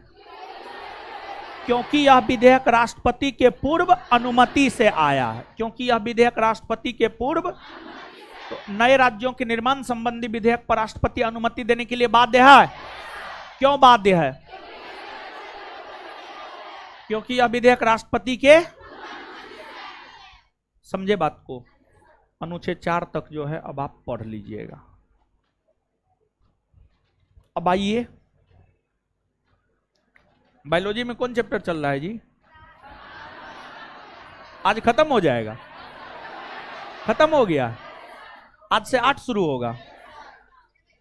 आज से 8 ना शुरू होगा, 8 ना शुरू होगा। छोटा चैप्टर है या बड़ा? बड़ा चैप्टर है, हैं? बड़ा चैप्टर है। नहीं, हम अपना रात में क्लियर कर लेंगे। बिट्टू सर के चक्कर में जो है पिछली बार अथी का क्लास नहीं हो पाया था, करेंट का। अच्छा हम अपना बात कर लेंगे, छोड़िए आप लोग। पलटिए तो पलटिए ना, हम बता देंगे क्या दिन का है। पलटिए पलटिए। है तो 2 दिन का, हो सकता है 3 दिन लग जाए। 3 दिन। अच्छा ठीक है।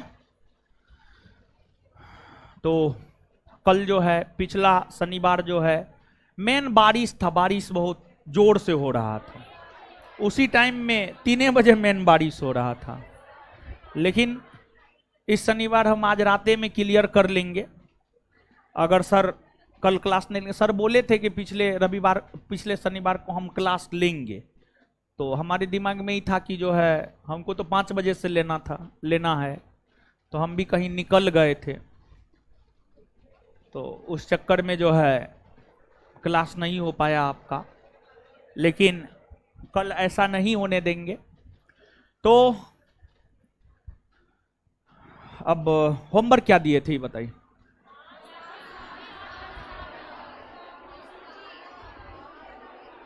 हाँ, पॉलिटी ना दिए थे।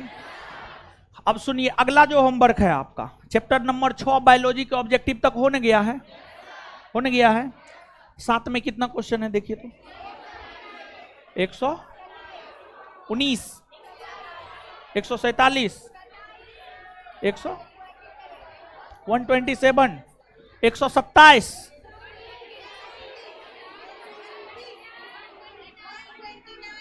129, 150 है। सबके नोट में अलग अलग है हो।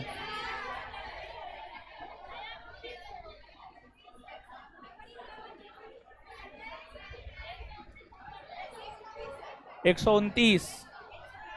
अच्छा ठीक है, हल्ला ने तो 1 दिन में कर लीजिएगा या 2 दिन में? ऐसे भी तो बीच में रविवार न है, तो कल शनिवार है, परसों रविवार है, पूरा दे देते हैं, सोमवार को पूछेंगे। होमवर्क अगला सुनिए, हल्ला ने होमवर्क अगला सुनिए, अगला होमवर्क सुनिए सब लोग। अगला होमवर्क है ऑब्जेक्टिव अपलोड होता है ना एप्लीकेशन पे। हाँ, बायोलॉजी चैप्टर नंबर 7 का ऑब्जेक्टिव कर लेना है। करते हैं आप लोग? कितने लोग ऑब्जेक्टिव करते हैं? हाथ उठाइए। करते हैं लोग? चलो, तब तो आप लोग सुंदर आदमी हैं हो।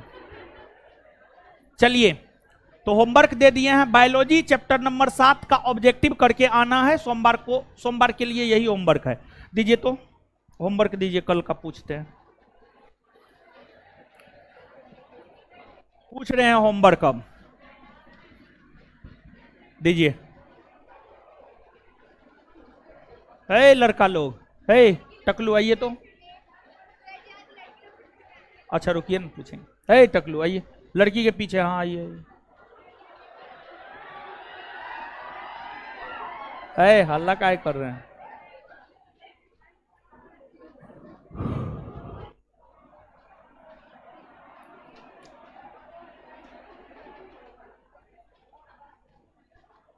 बताइए, इधर आइए ना और थोड़ा सा नजदीक। नगर पालिका भारतीय संविधान के कौन भाग में है? शांत रहिए। नौका क या ख? ख, खरगोश वाला ख।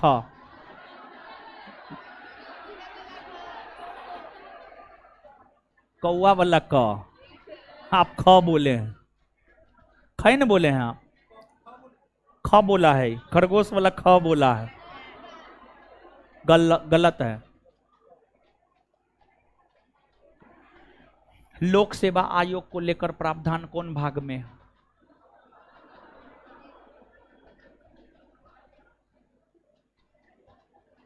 बताइए, कल न बताए। देखिए, इस सब क्वेश्चन का जवाब नहीं दीजिएगा, शोभा देता है। काहे भूल गए? खाना भूलते हैं? भागिए। हे लड़की, हे लड़की, खड़ी होइए। नहीं उधर, हाँ बताइए।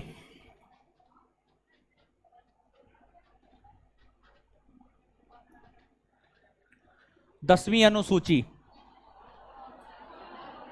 किस संविधान संशोधन के तहत जोड़ा गया है? नवीं अनुसूची पहला। 11वीं अनुसूची किस संविधान संशोधन के तहत जोड़ा गया है? 73। 12वीं, बैठ जाइए।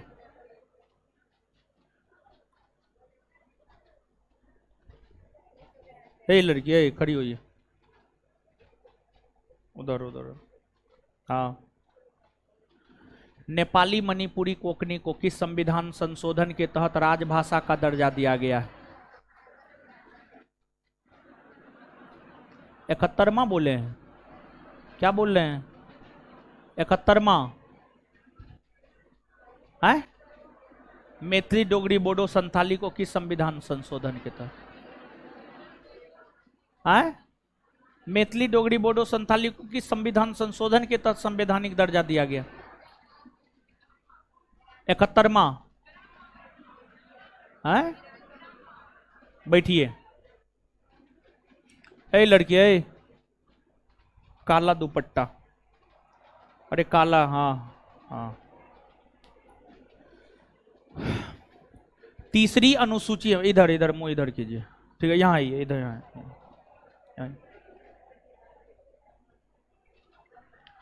तीसरी अनुसूची किन 3 पदाधिकारियों के शपथ ग्रहण के विषय में नहीं बतलाता है? तीसरी अनुसूची किन 3 पदाधिकारियों के शपथ ग्रहण के विषय में नहीं बतलाता है? हाँ हाँ। और इस सब का शपथ ग्रहण का जिक्र कहाँ है? कहाँ है? अनुच्छेद में है। जाइए आगे, आगे। यही लड़की है, खड़ी होइए तो। उधर खड़ी होइए जी, आप ही बोल रहे हैं? हाँ, अरे इसको हाँ खड़ी, हाँ हाँ ठीक है।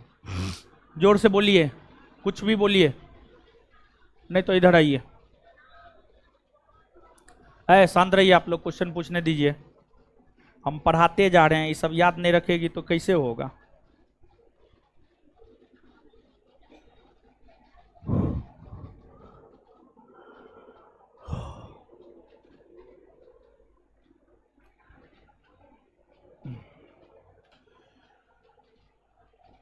तब तक आप उठिए। कौन यह कहा है कि राजनीतिक लोकतंत्र तब तक अस्थायी नहीं बन सकता जब तक कि उसके मूल में सामाजिक लोकतंत्र नहीं हो? कौन कहा है ये?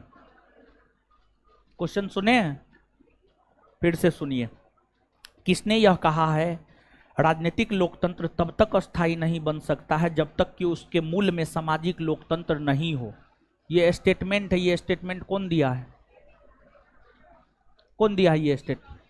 भीमराव अम्बेडकर। आपसे बढ़िया यही ना है। काहे आप आगे आगे में बैठती है ना? भुस्कुलवी है, एक नंबर की भुस्कुलवी। प्योर बरदराज। जाइए आप, चलिए। हे लड़की, हे खड़ी होइए तो आप बैठ जाइए। प्योर बरदराज है, हम क्या कर सकते हैं। प्रस्ताव सॉरी, भारत में कैसा समाजवाद है? लोकतांत्रिक समाजवाद। ठीक है, बैठ जाइए। ए लड़की, ए खड़ी होइए। शर्ट, हाँ नहीं, हाँ बताइए।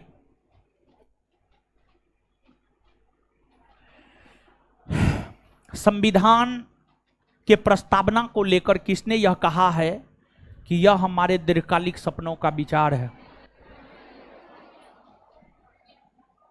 के.एम. मुंशी।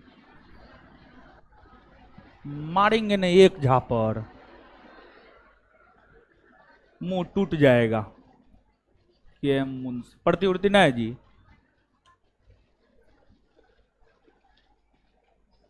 हे खड़ी होइए।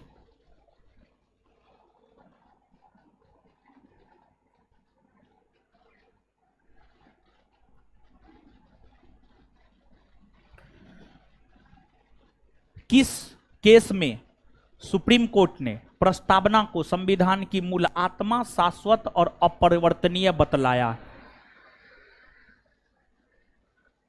एकदम पृथ्वी पर का बोझ है, उससे ज्यादा कुछ नहीं। हे लड़की, उधर खड़ी होइए, खड़ी होइए उधर। हे गोरकी मुंह, खड़ी होइए ना जी। अरे आप ही को बोल रहे हैं। हाँ,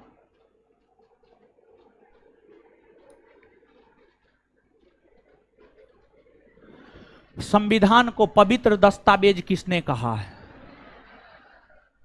एकदम नीलवटे सन्नाटा,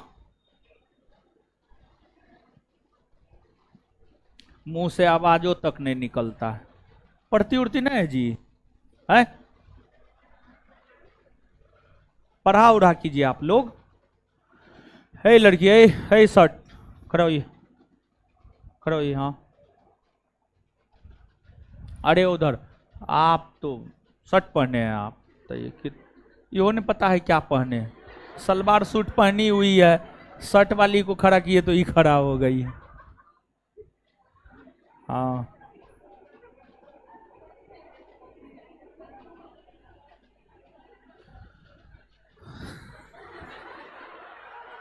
बैठिए बैठिए बैठिए।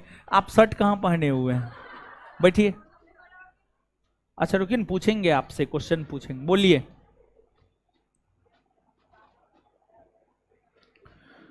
प्रस्तावना में कितने प्रकार के समानता की बात है? शांत रहिए आप लोग। कौन कौन? कितने न्याय की बात है? कौन कौन? ठीक है, कौन कौन आप बोलिए। शर्म होता है कि शर्म को घोर के पी गए हैं? स्वतंत्रता 5 गो है, कौन कौन है? शांत रहिए, खड़ी हुई है। अब आप बताइए, प्रस्तावना में जो हम भारत के लोग, भारत को, उसके बाद जो 5 शब्द है उसको क्रमवार तरीका से बोलिए। ठीक है, दूसरा, ठीक है, ठीक है, ठीक है, ठीक है, बैठ जाइए। पढ़ते उड़ते नहीं है जी? पढ़ा लिखा कीजिए आप लोग, समझ गए? नहीं तो मार फट्टा से हम ठीक कर देंगे। बैठ जाइए। एकदम सब पृथ्वी पर का बोझ सब है। लीजिए, चलिए मिलते हैं कल।